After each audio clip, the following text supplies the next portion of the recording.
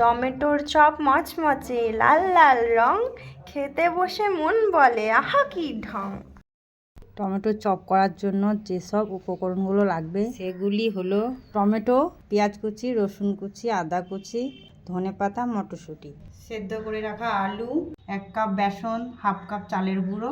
পুরটা তৈরি করে নিতে হবে। কড়াইয়ে দিচ্ছি তেল, গোটা জিরে দিচ্ছি, দিয়ে দিতে হবে কেটে রাখা পেঁয়াজ,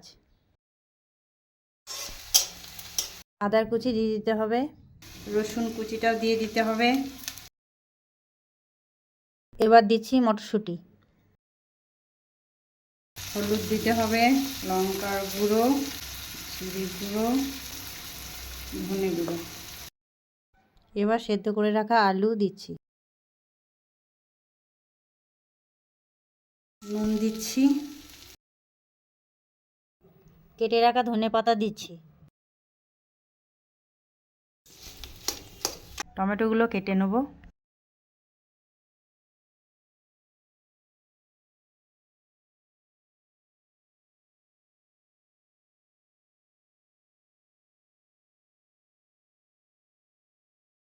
এবার পুরগুলো ভরে নেব।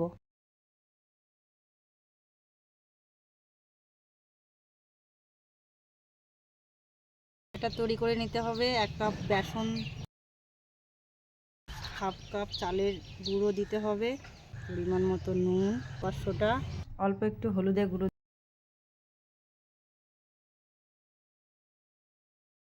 ব্যাটার রেডি বন্ধুরা। কড়াইয়ে সর্ষে তেল দিচ্ছি।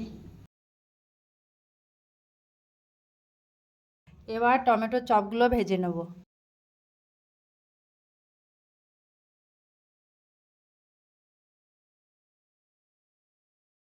চপগুলো ভাজা হয়ে গেছে, এবার তুলে নেব।